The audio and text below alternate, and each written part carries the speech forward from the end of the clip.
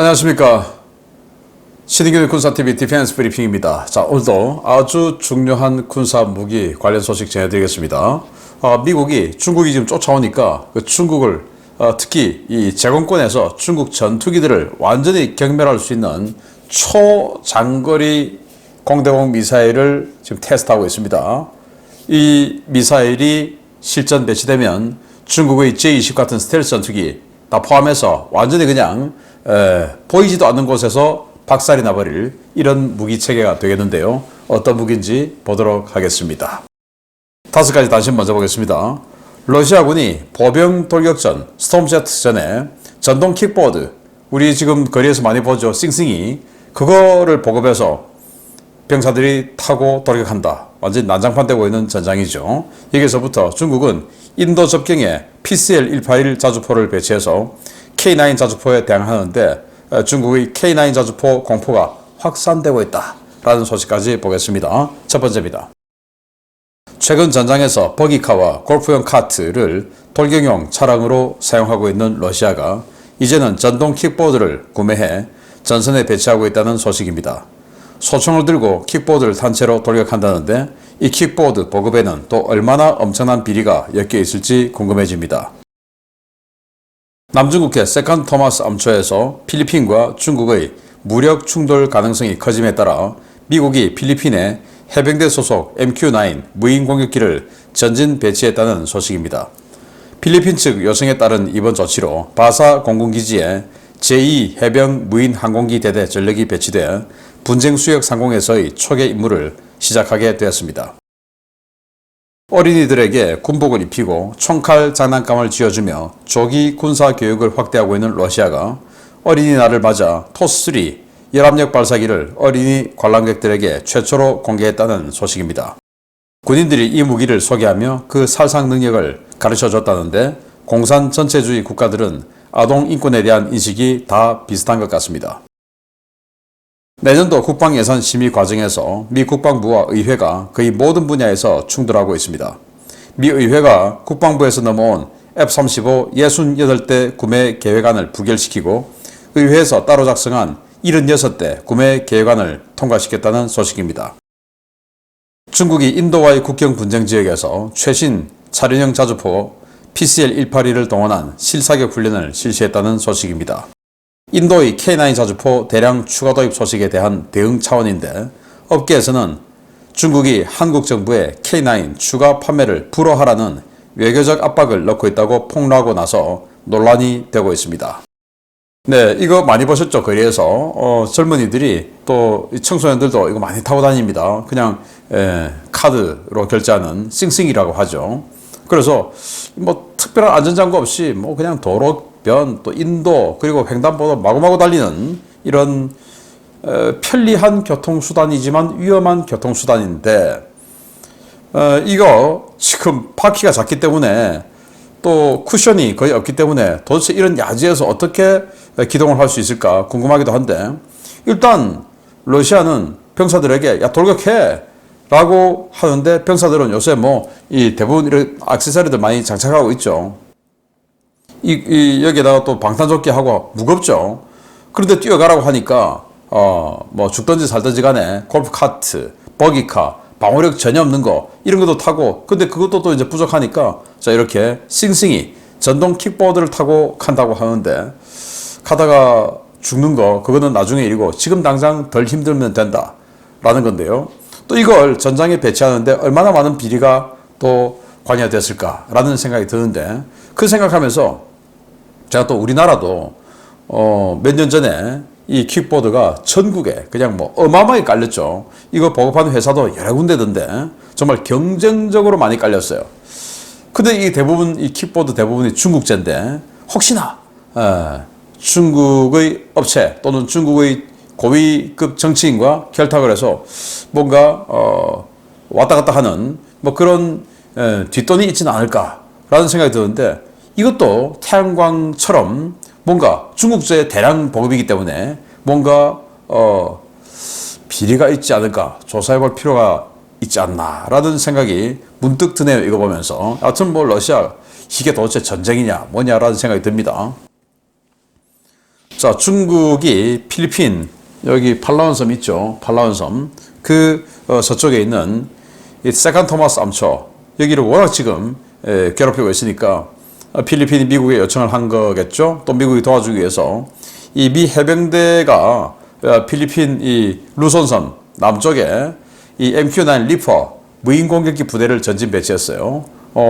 정찰도 하고 공격도 할 수 있는 그런 무인 공격기죠. 그래서 여기 헬파이어 다량으로 장착할 수 있고 뭐 JDAM, SDB 여러 종류로 달 수 있는데, 만약에 중국 해경함 또는 중국 군함이 필리핀의 관공선 뭐 이런 지금 계속 공격하고 테러하고 있죠. 이 상공에 이 미국의 해병대의 MQ-9 리퍼가 헬파이어 딱 장착하고 싹 나르고 있으면 중국이 나쁜 짓 하려다가 조금 부담스럽겠죠. 미국은 필리핀이 세칸 토마스 암초에서 당하고 있는 이런 것도 상호 방위 조약 발동 사안이다, 자동 개입이다 이거죠 라고 밝혔기 때문에 여기에 지금 책임을 지러 이 무기를 보냈는데, 이 무기가 제대로 한번 사용되기를 기대해 보겠습니다. 자, 어린이날, 우리는 5월 5일인데 러시아는 6월 1일이랍니다. 어린이날에 부대 공개 행사를 하면서 이렇게 토스3, 토스1은 T-72 차체에 이 열압력탄 발사기를 다련장으로 집어넣은 거고, 토스2는 저렇게 트럭에다가 열압력탄 다련장 발사기를 얹은 거고, 토스3는 T-90 전차 차체에다가 이렇게 얹은 거예요. 거기다가 코프 게이지까지 드론 공격을 방해해서 이렇게 했네요. 그러면서 지금 동영상 보시지만 군인들이 우리나라도 뭐 부대 공개 행사나 에어쇼 같은 거 하면 안내 군인들이 서서 이건 말이야 몇 명을 어떻게 죽일 수 있고, 우리나라는 그렇게 이야기 안 하지만 여기는 지금 그렇게 이야기하겠죠. 어린이들에게 이런 행사를 하고, 그래서 어린이들을 어릴 때부터 전쟁에 대한 또 이 다른 사람을 공격해서 죽이는 데 대한 조기 교육을 하고 있는 러시아다라는 생각이 드는데, 부모들도 뭐 그렇게 자라왔기 때문에 거부감 없이 또 이렇게 어린이들을 데리고 다니고 있는 것 같습니다. 자, 미 의회가 야, 군 너 뭐 하는 거야? F-35 더 사! 라고 한 겁니다. 국방부는 F-35를 68대 산다고 했는데 의회에서 아니야 8대 더 해. 그래서 이 해병대용 F-35B는 그대로고 공군용 2대 더, 그리고 해군용 F-35C 6대 더 해. 뭐 이렇게 지금 이래가지고 뭐 중국 되겠어? 이렇게 계속 의회가 오히려 나서서 군사력 증강에 박차를 가하고 있는 모습, 우리 한국 국회의원들도 좀 배워라 라고 말하고 싶습니다.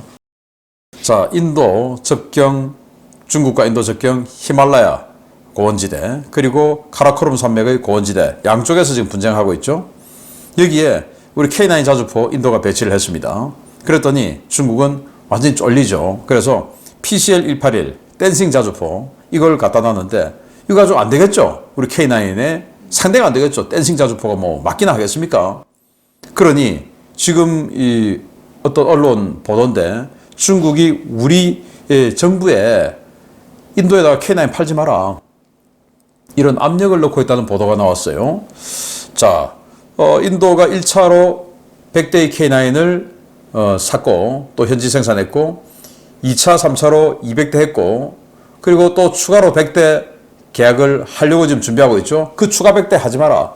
이건 겁니다. 이게 말이 됩니까? 인도는 앞으로도 우리 한국군처럼 1000대 넘는 K9을 할 거예요. 계속 순차적으로. 그걸 하지 마라. 라고 하는 이 중국, 이 압력을 우리가 굴복해야 될까요? 정말 기가 찹니다. 쉐쉐 하는, 중국의 쉐쉐하는 이런 있어서는 안 되겠다라고 생각합니다. 자, 미국의 엄청난 사거리의 공대공 미사일 보겠습니다. 미국이 중국의 장거리 공대공 미사일에 대응하기 위해 상식을 뛰어넘는 초장거리 공대공 미사일 개발 계획을 부활시켰습니다. 추정 사거리가 500에서 600km를 아득히 뛰어넘는 이 미사일이 배치될 경우 공중전의 판도가 바뀔 것으로 보입니다. 미 해군이 FA-18EF 슈퍼호넷 전투기에 함대공 미사일인 SM-6를 공대공 모델로 바꿔 탑재하는 방안을 다시 추진 중이며 최근 슈퍼호넷 전투기에 프로토타입이 탑재돼 실험 중인 모습이 식별되었다고 미 군사 전문 매체들이 현지 시각 6월 5일 일제히 보도했습니다. 현지 매체들은 캘리포니아주 차이나레이크 해군 항공 무장기지 인근에서 슈퍼호넷 전투기가 신형 공대공 미사일을 탑재한 모습이 식별되었으며 해당 미사일은 SM-6 함대공 미사일을 공대공으로 전용한 것이라고 전했습니다. SM-6 미사일을 탑재한 슈퍼호넷 전투기는 해군의 신형 무장 통합 작업을 담당하는 제9 시험 평가 비행대 소속의 FL-18F 전투기였는데요. 해당 전투기는 7번 파일런에 SM-6를 장착한 상태에서 캘리포니아 일대를 비행했습니다. SM-6를 공대공 미사일로 전용하는 계획은 지난 2019년부터 21년 사이에 기밀 장거리 교전 무기, 약칭 LREW라는 이름으로 추진되었었는데요. 당시 미 해군과 공군은 상당한 기술적 성과를 거두었지만 비용 문제로 이를 포기한 바 있었습니다. SM-6 미사일은 함대공 발사의 경우 460km의 사거리를 가지고 있는데요. 공대공으로 전환해 고고도 환경에서 발사할 경우에 최소 500에서 600km 이상의 가공할 사거리가 구현되는 것으로 전해졌습니다. 미 해군은 SM-6 미사일을 공대공 미사일로 사용할 경우 해군 대공전 통합 화력 제어 시스템, 약칭 니프카를 통해 원거리에서 표적을 탐지하고 조준해 초장거리에서 일방적으로 공대공 미사일 공격을 퍼부을 수 있을 것으로 기대하고 있습니다. 500에서 600km의 사거리는 현재 중국의 공대공 미사일 중 가장 사거리가 긴 PL-15의 2배를 뛰어넘는 수준으로 현존하는 전 세계 그 어떤 공대공 미사일보다 긴 수준인데요. 중국과의 일전을 준비하는 미군, 정말 제대로 칼을 갈고 있는 모양새입니다. 네, 여기 날개에 뭐가 달려 있습니다. 주황색, 훈련 개발 중이라 이거겠죠. 이게 바로 SM-6입니다. SM-6 함대공 미사일입니다. 함대공 미사일에서 초음속 넘어서서 극초음속 미사일, 그리고 전술탄도 미사일까지 일부 요격할 수 있는 기동성 좋은 장사정의 이런 미사일인데, 이게 함대공으로 발사했을 때 460km, 함대공 이제 중력을 거슬러서 올라가서 때리는데 460km면 하늘에서 비슷한 고도 또는 더 높은 곳에서 낮은 고도로 때리면 훨씬 길게 날아가겠죠. 또 속도도 빠르니까 관성도 이미 받은 상태에서 날아가니까 최소 500에서 600km 이상, 500은 뭐 말도 안 되고 600 이상을 충분히 날아갈 수 있는 이런 능력이 되겠죠.